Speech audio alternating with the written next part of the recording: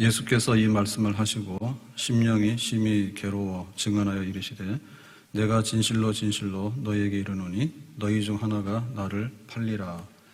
지금 예수님께서 6월절 마지막 식사를 제자들하고 하고 있습니다. 근데 여기서 이제 첫 번째 예수님의 좀 돌발적인 그 행동은 식사하시다가 일어나서 수건을 가지고 제자들의 발을 씻죠. 그게 이제 제자들한테 굉장히 놀라운 사건입니다.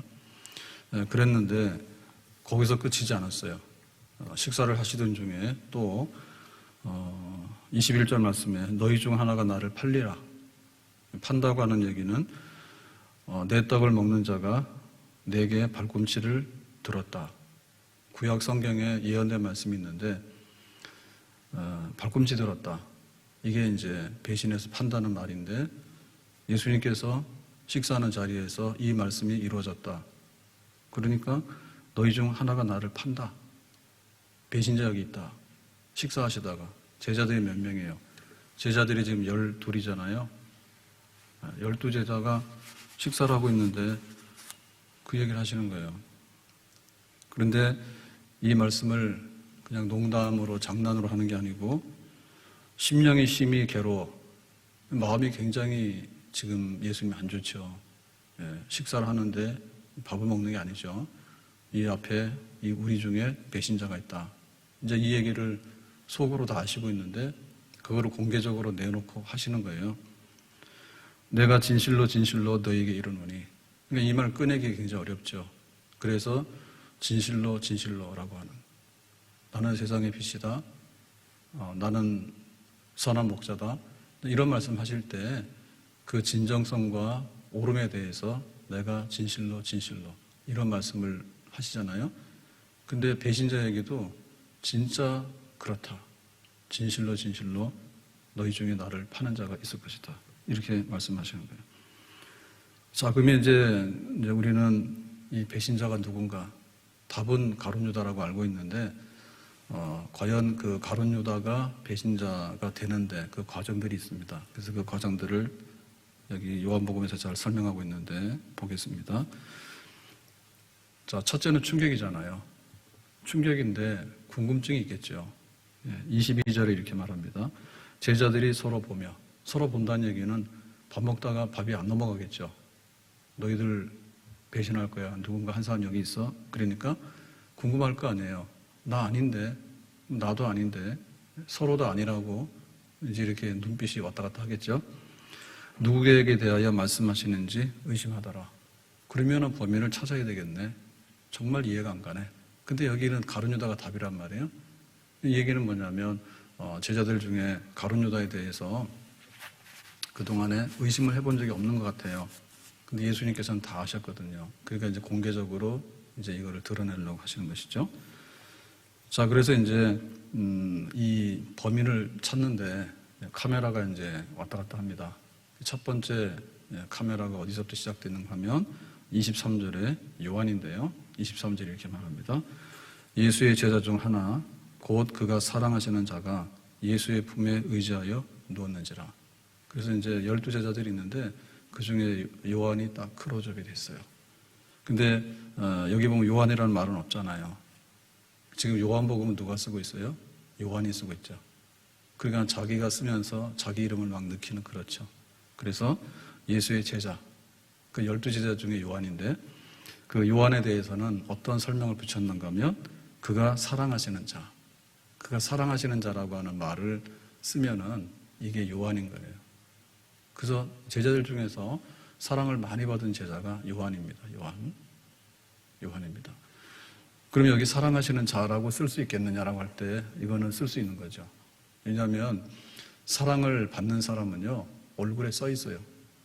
그리고 사랑을 받는 사람이 나는 사랑을 받는 사람이야 라고 말을 하지 학대를 받거나 미움을 받는 사람은 그런 말 안 해요. 이제 밖에 나가면 해가 나잖아요. 밖에 나가면 해가 나면 그 해가 쫙 쪼이는 양지 있죠. 양지. 거기에 보면 느낌이 좀 다르죠. 근데 해가 하나도 안 들어오는 북향으로 앉아있는 집 혹은 음지, 습지 이런 데 가면은 뭔가 좀 이렇게 분위기가 안 좋잖아요.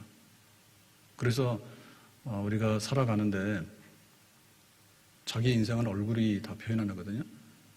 도둑놈으로 평생을 살다 보면요, 딱 보면 도둑이에요. 그래서 모든 게 자기 눈에는 도둑으로 보이는 거야. 그래서 얼굴도 도둑이라고 써 있어. 항상 근심이 많고 또 걱정이 많고 이런 사람은 그게 한 번이 아니라 아예 몸에 그게 드러난다고. 항상 걱정이 많고 뭔가 좀 모자라가지고 불만이 많은 사람처럼 이렇게 된단 말이에요.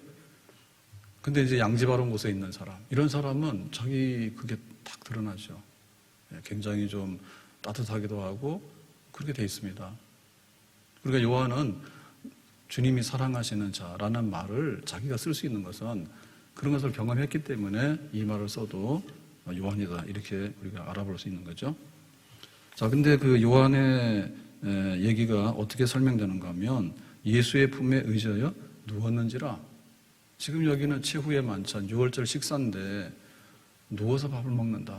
도대체 이제 이거를 좀 이해를 해야 되겠습니다. 평상시에는 식탁에 앉아서 밥을 먹습니다.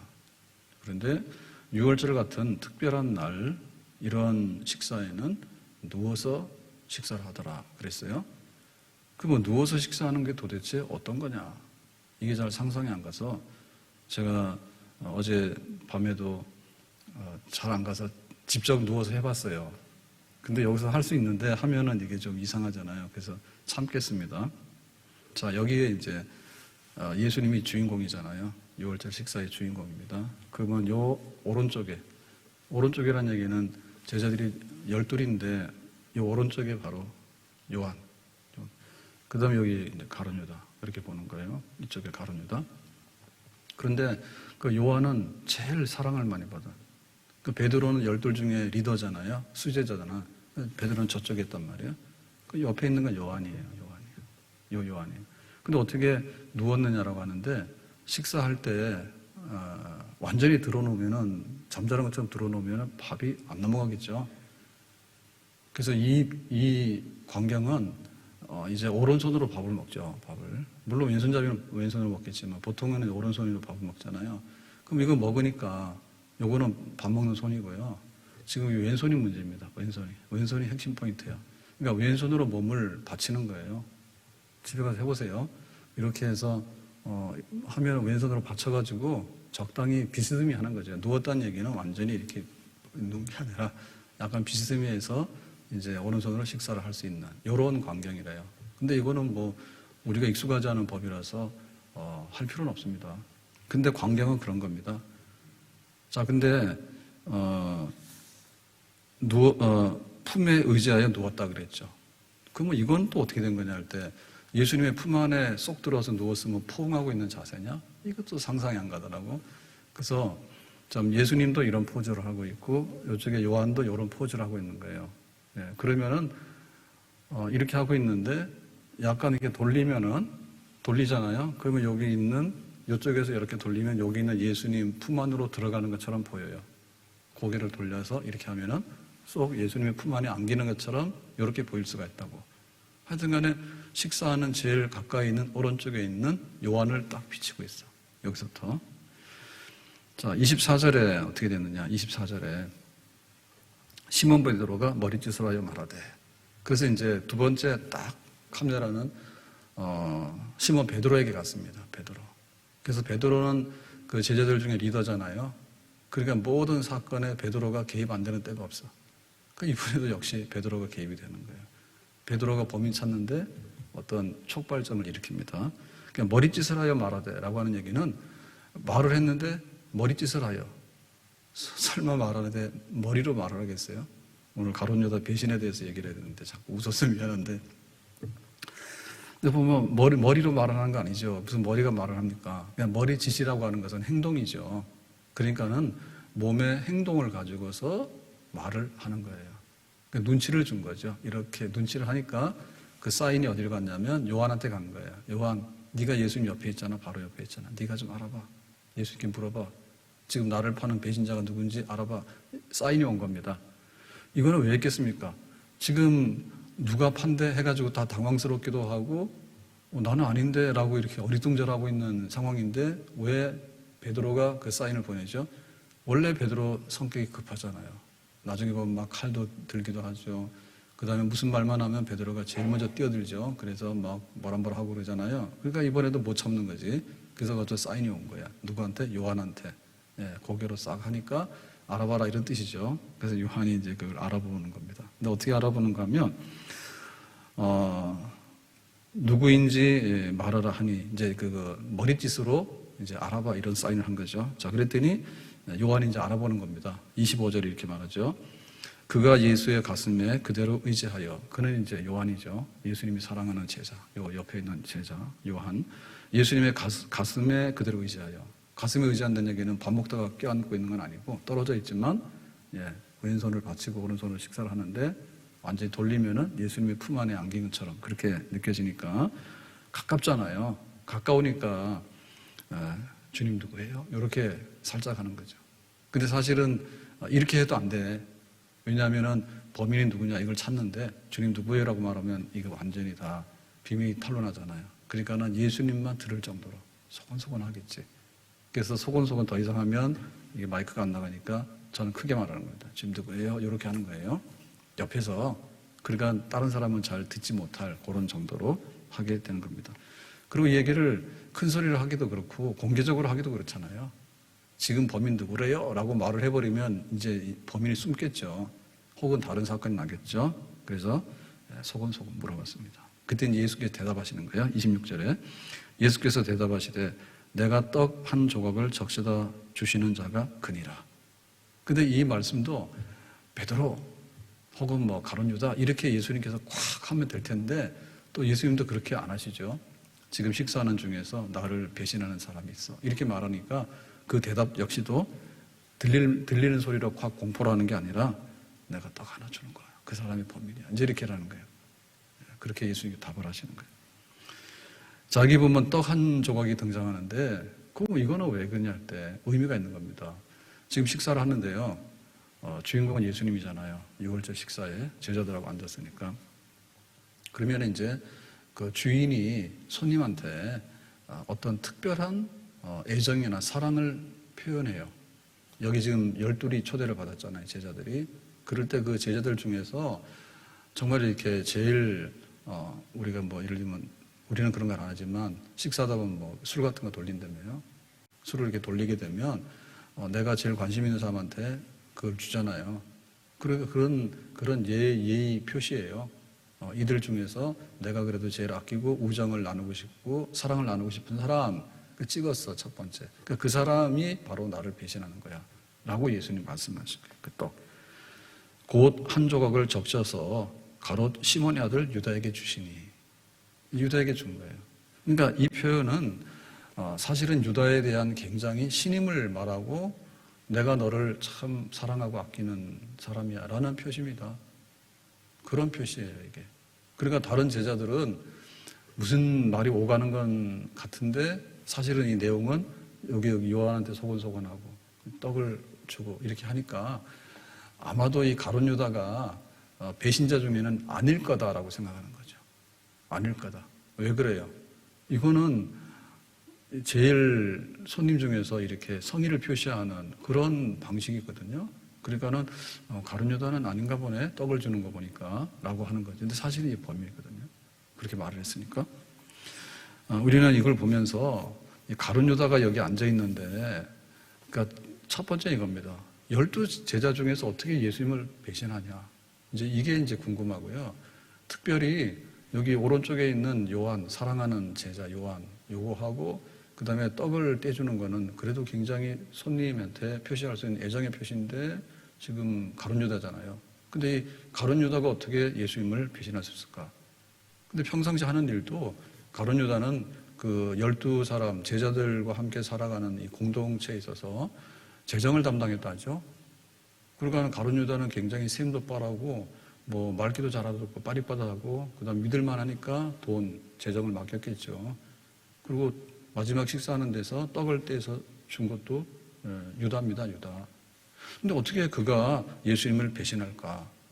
어떻게 여기 섞여 있을까? 여기 섞여 있을까? 그런 의문이 드는 거예요. 자, 이 얘기는 지금 우리 교회에다가 하는 말입니다. 교회에 등록한 사람이 100인데 100 중에 나를 파는 자 있어 없어? 있다는 얘기지. 뭘 그걸 고민을 해요? 있어요. 그럼 우리도 앉혀놓고 뽑을까요? 우리는 뽑을 수가 없어요. 왜냐하면 누군지를 모르기 때문에.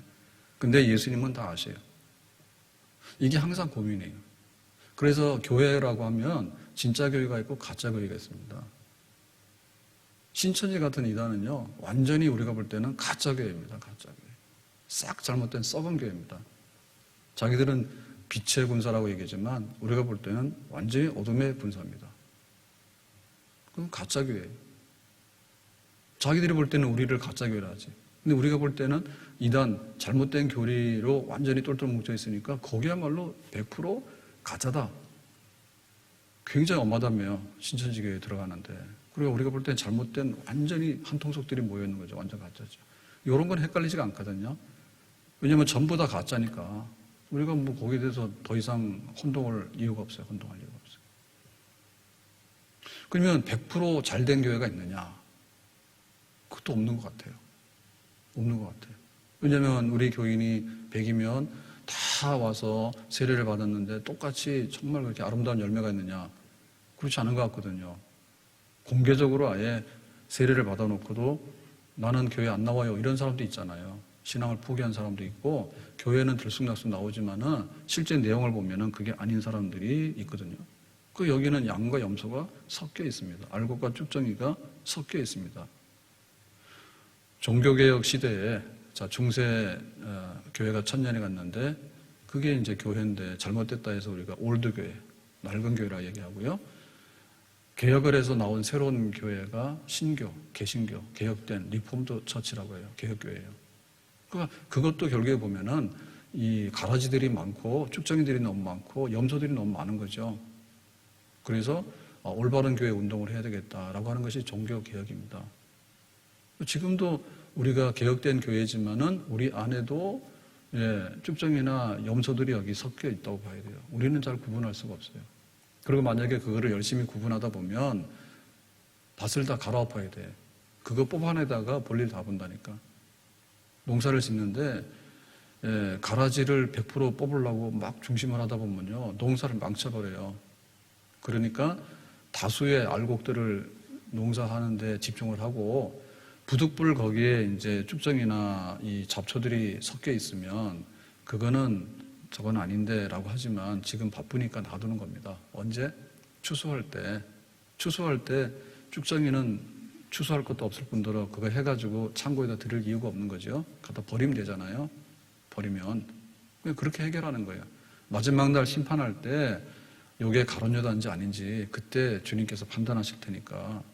자, 그 얘기는 뭐냐면 우리가 이런 상황에 대해서 너무 당황하지 말아야겠지.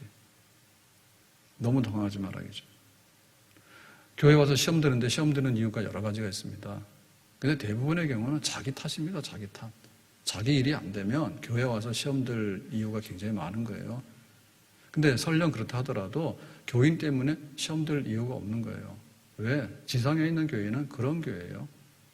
지상에 있는 교회는 그런 교회예요. 그래서 우리가 대한민국에 살고 있지만 대한민국에 전적으로 의지하지 않고 사상이 빨갱이들이 있어요.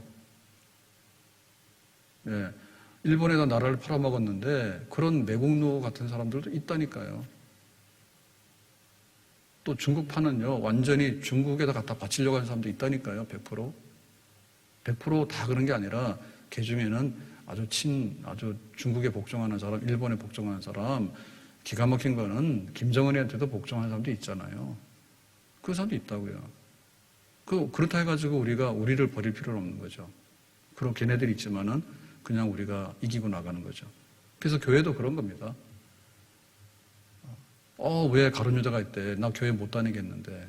가룟유다 있어도 우리는 교회를 다니는 거지. 주님께서 가룟유다 알아서 처리하시겠죠. 목회가 그런 것 같아요. 신학교에서 공부 잘하는 학생이 목회를 원래는 잘해야 되잖아요.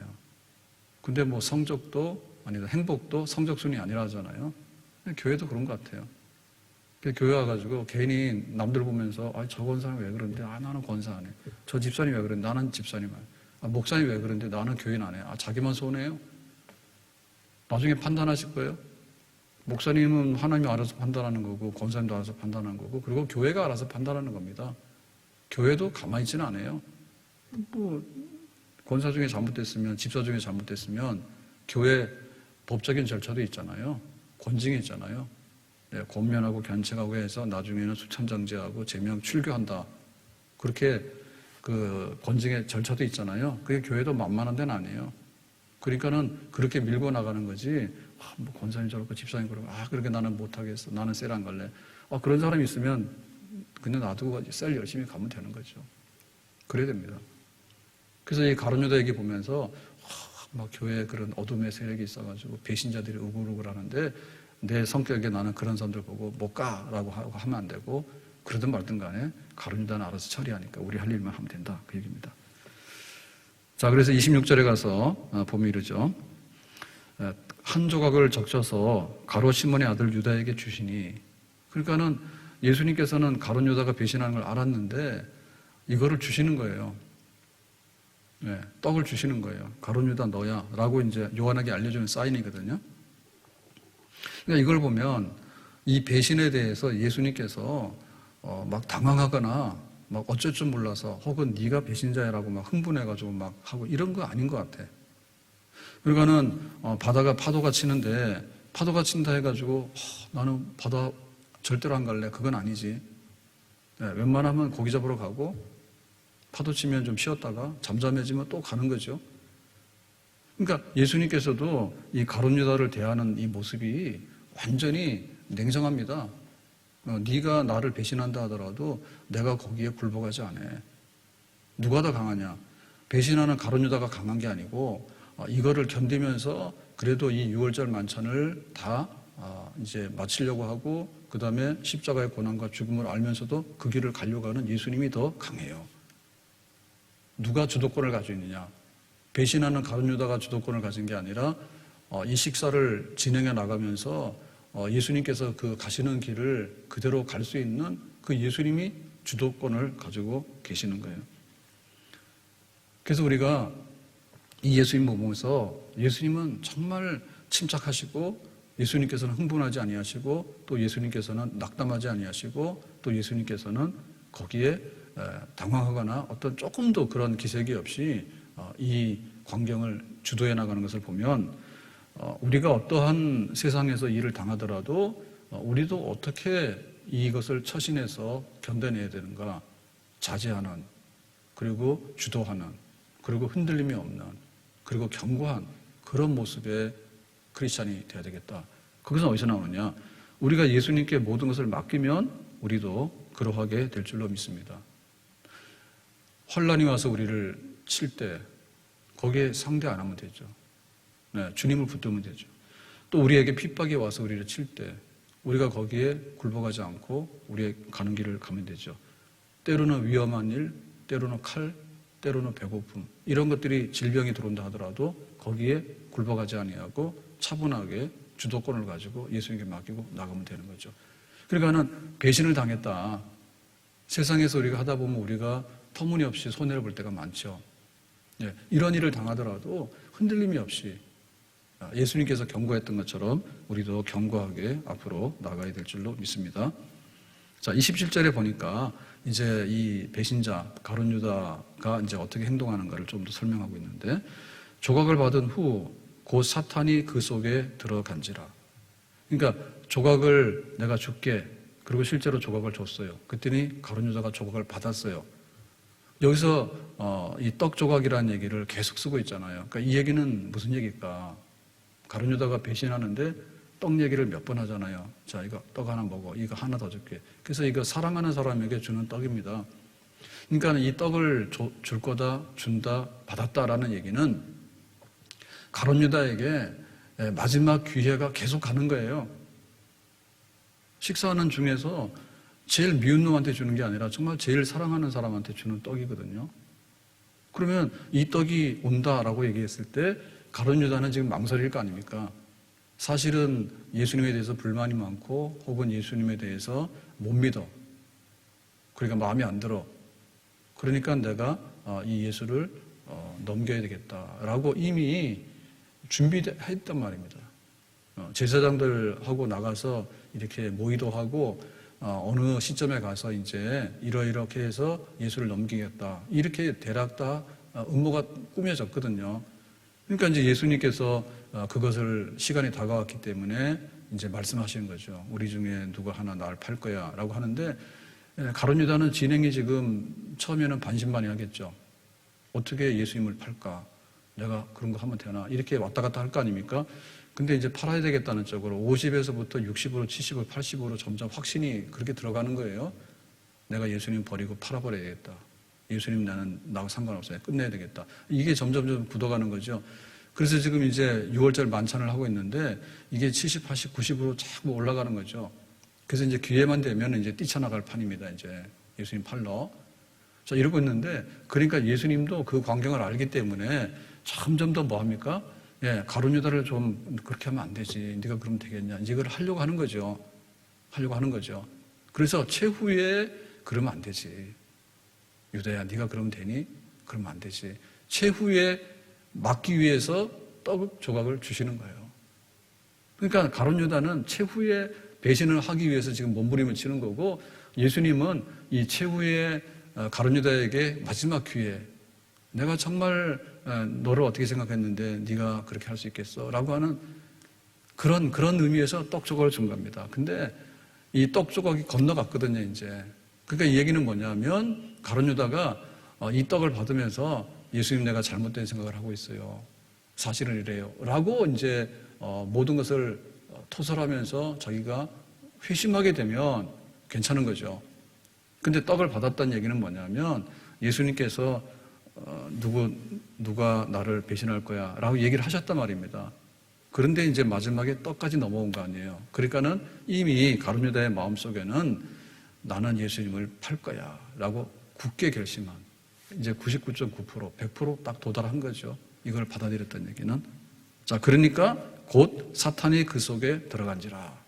그러니까 여기에 사탄이 들어갔다는 얘기죠. 우리가 이 사건을 보면 가룟 유다가 뭘 잘못했는데 사탄이 한 거 아니야? 아니에요. 순서를 보면요, 가룟 유다가 이렇게 결정을 한 겁니다. 사전 모의를 계속 해왔고요. 근데 결정적인 기회에 이제 넘길라 했는데 이제 최후에 결심을 한 것 같아요. 그러니까 떡을 받고도 가만히 있는 거예요. 내가 이렇게 예수님 팔 사람이다, 이런 얘기를 안 하는 거죠. 가만히 있는 거죠. 숨기는 거죠. 그러니까는 그러고 나서 사탄이 들어간 거죠. 그러니까는 이 인격적인 책임이 사탄이 들어갔기 때문에 가룟 유다는 예수님을 팔고 싶은 마음이 하나도 없습니다. 나는 예수님의 제자예요. 내가 예수님을 사랑해요. 그런데 사탄이 들어오더니요, 나를요 막 끌고 다니면서요, 예수님 팔아버리래요. 그런 게 아니죠. 이거는 사탄을 탓할 게 아니고요, 가룟 유다 자체입니다. 하나님께서 우리들을 만들 때 그렇게 만들어놨어요. 선악과를 먹을 때 아담과 하와가 선악과를 먹지 않습니까? 근데 와서 뱀이, 야, 너 이거 먹어. 이거 먹으면 안 되는데. 먹으면 죽는다 했는데. 안 죽어. 이거 먹으면 안 되는데. 하나님처럼 똑똑해지고 지혜로워져. 뱀이 와서 막 말하잖아요. 그러니까 아담과 하와가 먹었잖아요. 그러면 그 탓이 누굽니까? 뱀이 와서 먹고 싶지도 않은데 이 선악과를 따가지고 내 입에다 넣어가지고 막 강제로 그냥 먹게 했다. 이렇게 되는 건 아니죠. 뱀이 와서 뭐라고 거짓말을 해서 유혹을 해서 시험을 했지만 결국에 그 시험에 들어가서 결단하고 행동하게 된 것은 아담과 하와입니다. 자기 결정이에요, 자기 결정. 그러니까 이 가룟 유다도 예수님 파는 데 있어서 사탄이 들어왔다고 하지만은 전혀 자기의 의사나 자기의 뜻과 상관이 없이 사탄이 와서 휘저어가지고 가룟 유다는 배신자가 될 수밖에 없는 운명이었다. 이렇게 보기는 어렵다 얘기죠. 가룟 유다 자체에 문제가 있는 겁니다. 가룟 유다. 자, 그래서 이제 상황이 이제 이렇게 되다 보니까 어떻게 됩니까? 상황이 이렇게 되다 보니까 마지막 광경이 30절에 이렇게 나옵니다. 유다가 그 조각을 받고 곧 나가니 밤이라라 그랬죠. 그러니까 뛰쳐나가는 거죠. 식사 자리에서 뛰쳐나가는 거예요. 이제 더 이상 자기가 견디기 어려운 거예요. 왜? 예수님께서 말씀하셨잖아요. 식사를 하고 있는데 누군가 나를 배신해서 나를 팔 거야. 분위기 안 좋았거든요. 그랬는데 베드로가 뭐라고 이렇게 머리짓을 했어. 그러니까 이제 그 침묵을 깨고요. 그리고 옆에 있는 요한이 그걸 딱 받아가지고 예수님에게 뭐라고 해. 그리고 예수님께서 떡을 주시면서 자기가 떡이 넘어왔어. 그러니까는 이런 연속적인 이런 광경들을 볼 것 같으니까 이 가룟 유다는 결심됐을 뿐더러 이제 여기 있다가는 만약에 예수님께서 너 왜 그래가지고 가룟 유다를 잡아가지고 그냥 곤장이라도 치면 어떻게 됩니까? 그러니까 더 이상 자기가 견딜 수 없는 거죠. 이미 자기는 결심을 했거든, 예수님 팔라고. 그리고 분위기가 거기까지 온 겁니다. 만약에 여기 가룟 유다가 그랬대라고 예수님께서 공개적으로 얘들아 얘 좀 혼내줘. 만약에 이런 식이 돼버리면 어떻게 됩니까? 가룟 유다는 오도 가도 못하잖아요. 그러니까는 그 자리를 떠날 수밖에 없어요. 이제 자기가 나 예수님 안 팔아요 라고 하기 전에는 떠날 수밖에 없는 거예요. 더 이상 견딜 수가 없는 거예요. 자, 그래서 이제 조각을 받고 나갔죠. 그 자리를 박차고 나갔습니다. 그랬더니 밤이라라 그랬죠. 지금 이 요한복음에 요한이 표현하고 있는데 그 굉장히 정밀하게 표현하고 있고요. 굉장히 그 분위기를 잘 묘사하고 있어요. 이거 다 설명을 하기가 그래요. 새벽에. 밤이라고 했죠. 낮이 아닙니다. 밤입니다. 밤입니다. 그러면 여기 밤이라고 하는 얘기는 뭐냐라고 할 때 지금 예수님은 나는 세상의 빛으로 왔다라 했잖아요. 나는 세상을 구원하기 위해서 왔다고 그렇게 얘기를 다 하셨잖아요. 지금. 그랬는데 가룟 유다는 예수님을 팔려고 나갔죠. 그랬더니 시간이 밤이야. 그러니까 빛과 밤 어두움이 지금 교차되고 있죠. 근데 사실 여기 가룟 유다는 빛 대신은 예수님과 함께 있었기 때문에 빛, 여기 지금 저녁에 식사라고 있지만 사실은 빛의 식사거든요. 그런 식사를 지금 하고 있는 거예요. 그랬는데 이거 싫다 해가지고는 어둠으로 가버린 거예요. 그렇게 잘 됐다는 말입니까? 못 됐다는 말입니까? 아니, 어두운 데서 빛으로 와야지 빛에서 어둠으로 가면 잘못된 거죠. 이거는 완전히 인생이 거꾸로 가는 겁니다. 우리가 영적으로 보면 그렇죠. 우리가 어둠 가운데 있었는데 예수님을 믿어서 영접해서 세례받고 교인이 됐어요. 그러면 어둠의 자식이 빛의 자녀가 된 거잖아요. 우리는 잘 된 거죠. 그러면 빛 가운데 있으면 어떻게 됩니까? 계속해서 빛 가운데 있어야 되고 더 밝은 빛 가운데 있어야 되는 게 맞는 거죠. 그런데 가룟 유다는 갑자기 불을 다 꺼버렸어. 그러더니 어둠 속으로 팍 던져졌어. 그러니까 이게 얼마나 영적으로 파탄이 난 거냐. 얼마나 영적으로 잘못되고 얼마나 영적으로 불행한 일이냐. 그러니까는 빛 가운데 있으면 생명이 있는 건데 어둠 가운데 있기 때문에 생명이 없는 거죠. 빛 가운데 있으면은 천국의 복락이 있는데 가룟 유다는 어둠에 들어갔기 때문에 지옥의 그 영벌과 고통이 있는 거죠. 그러니까 배교라고 하는 것은 바로 그런 겁니다. 배교라고 하는 그런 거. 내가 빛을 버리는 순간에 완전히 돌이킬 수 없는 어두움 가운데 떨어지는 거예요. 그래서 우리가 이런 거를 신경 쓰지 말고 우리의 갈 길을 가야 되는데 만약에 배교자가 되거나 신앙의 낙오자가 돼서 교회 울타리를 벗어나거나 예수님의 품을 떠나가는 사람이 있다고 한다면 그 사람 때문에 우리가 같이 따라갈 수는 없습니다. 우리의 갈 길을 가야 됩니다. 근데 그 당사자로 볼 때는 어마어마하게 잘못된 사건에 들어가는 거예요. 그러니까 우리가 신앙의 자유가 있다. 내가 신앙을 가져도 되고 안 가져도 되다. 그게 아닙니다. 신앙을 갖는 거하고 신앙을 안 갖는 거하고 차이는 너무 커요. 예수님을 영접하는 데는 영생이 있고 예수님을 영접하지 않는 데는 영벌이 있다라고 얘기했잖아요. 그리고 예수님을 믿겠다고 했는데 그거를 버리고 가는 얘기는요. 이거는 돌이킬 수 없는 어둠입니다. 세상에 안 믿는 사람들은 어둠에 있지만 그 사람은 어둠에 있다 하더라도 빛으로 나올 수 있는 가능성이라도 있는 거예요. 나중이라도 내 예수님 믿으면 되고 또 십자가에 달렸던 강도처럼 죽기 전에라도 예수님 믿으면 된단 말이에요. 근데 젊은 날에 머리가 반짝반짝할 때 그리고 내가 막 의지가 있을 때 그래서 예수님 소개받아서 내가 예수님 믿어요 라고 얘기를 했는데 어느 날 불을 딱 꺼버렸어. 완전히 흑암 가운데 던져져가지고 나는 예수님 몰라요. 이거 예수님 모르는 게 아니라 예수님을 죽이기 위해서 팔려나간 겁니다. 그거 모르는 게 아닙니다. 모르는 게 아니라 아주 예수님에게 해를 가하는 거죠. 그래서 보면 교회를 해롭게 하는 사람들은 어떤 종류냐면 그냥 일반적인 무신론자가 교회를 해롭게 할 수 있는데요. 이런 사람들은 그렇게 해가 안 돼요. 근데 진짜 교회에다가 해를 주고 예수님을 괴롭히는 사람도 어떤 사람이냐면 한때 사랑했던 사람이야. 그래서 배신자. 그래서 어제 밤에 가룟 유다가 배신자다. 그래서 배신자. 그게 생각이 났는데 미스터 트롯의 마지막 결승할 때 마지막 곡 세 곡을 제가 들었거든요. 근데 그 제일 마지막 곡이 뭐냐? 임영웅이 우승해서 영웅이 됐잖아요. 그랬는데 마지막 그 결승전 곡이 배신자야. 그래서 배신자에 대해서 찾아봤어.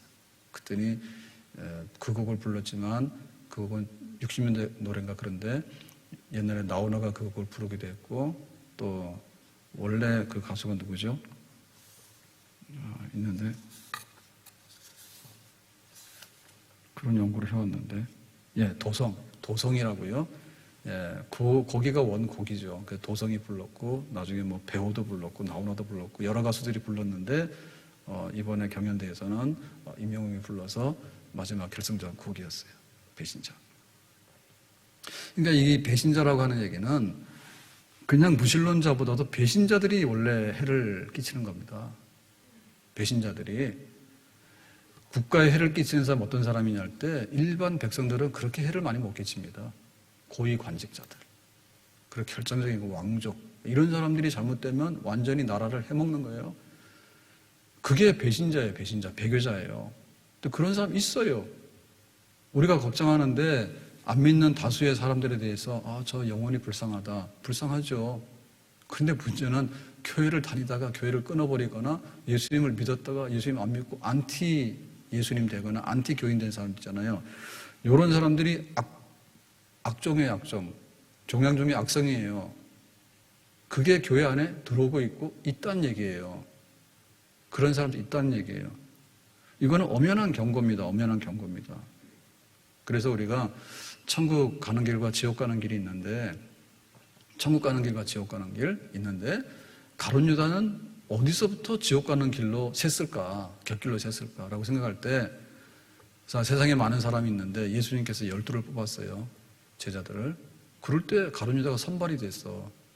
그러니까는 예수님이 세상에 있는 사람들을 다 구원하러 왔는데 그중에 12를 제일 먼저 뽑았는데 가룟 유다가 됐으니까 예를 들면 전국 수능 시험을 쳤는데 12등을 했다는 거 아니에요? 이거 어마어마하게 순번이 빠른 거죠. 어마어마하게 순번이 빠르죠. 자, 근데 그 12 제자 중에서도 베드로도 아주 리더지만은 맞으면 가룟 유다도 제정을 맡아서 굉장히 예수님 잘 보인 사람 중에 하나입니다. 그러니까는 그 경쟁에서도 굉장히 앞선 사람 중에 하나예요. 그리고 예수님하고 단체 공동생활을 했는데 그 생활을 얼마나 했어요? 적어도 지금 3년 이상, 3년 반을 했잖아요. 이 시점이 올 때까지. 그러니까는 학습량이 얼마나 많아요, 학습량이. 학습량이 많은데 학습량 중에서도 가르치는 거, 그러니까 예수님께서 직접 가르쳤기 때문에 얼마나 이게 오리지널입니까, 오리지널. 더군다나 그 배운 것이 그냥 귀로만 배운 게 아니라, 체험을 했잖아요, 체험을. 심지어는 죽은 나사로 살리는 것도 봤다니까요. 누가 봤어요? 가룟 유다가 봤죠? 예수님께서 풍랑을 조용히 해라 해서 조용히 시키는 것도 가룟 유다도 봤단 말이에요. 그 수많은 환자들을 고치는 것도 가룟 유다가 봤단 말입니다. 그러니까 이 가룟 유다는 그 받은 은혜로 말하면 엄청나게 많이 받은 거예요. 그런데 가룟 유다예요. 배신자예요. 배교자예요. 그게 있는 거예요. 그러니까는 천국에 가는 마지막 구원을 받는 제자들하고 중간에서 탈락돼가지고 이제 예수님을 판 가룟 유다하고 갈림길이 어디 있을까 할 때 처음부터 갈림길이 있는 게 아닙니다. 처음부터 갈림길이 있는 게 아니라 처음에도 뽑히고 그래가지고 3년 반 동안 볼 것도 보고 함께 밥도 먹고 다 했다니까. 예수님 손도 만지고 이렇게 다 했다니까. 근데 예수님 마지막에 십자가의 고난과 죽음이라고 하는 이 길을 예수님 가시는데 여기서 갈라지는 거예요.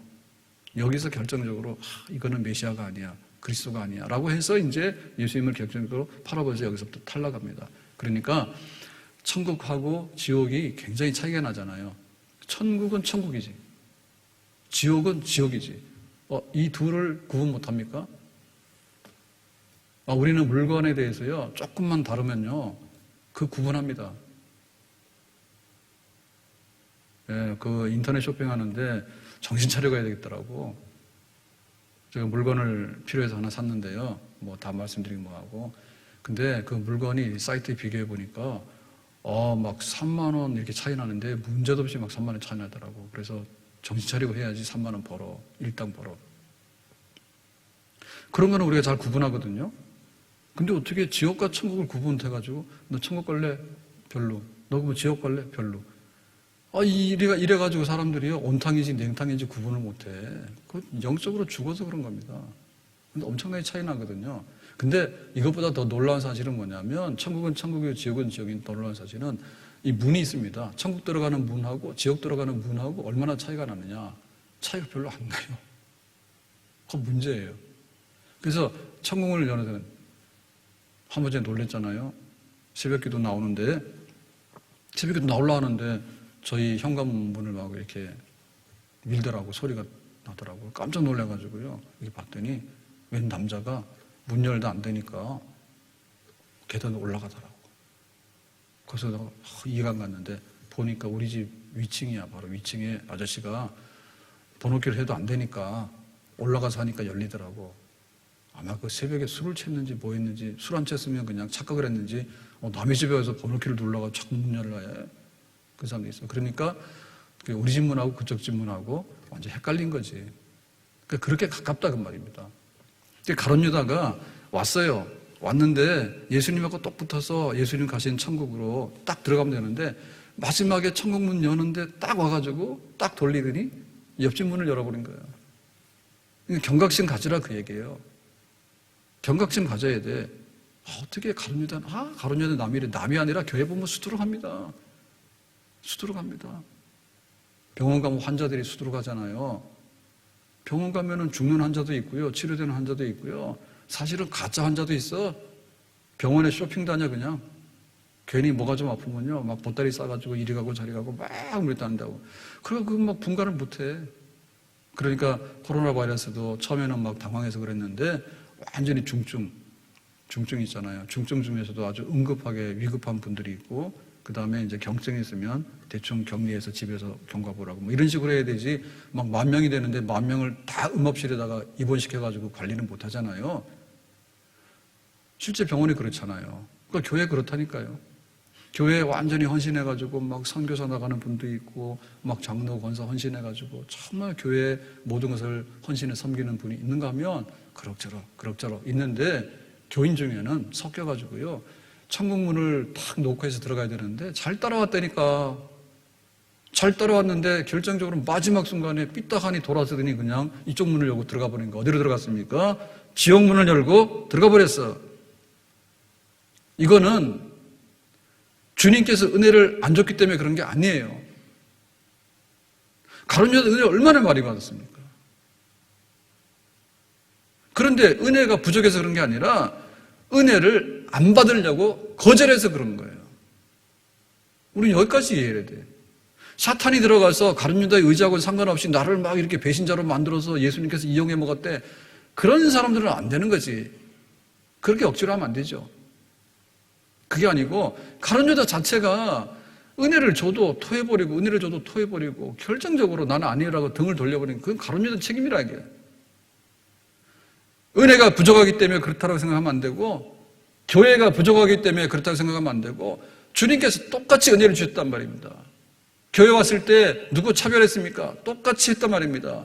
그런데 받아들이는 당사자가 거절하게 되면 이거 안 받는다 하게 되면 결국에는 천국문이 열려야 되는데 잘못하면 지옥문도 열릴 수 있겠다.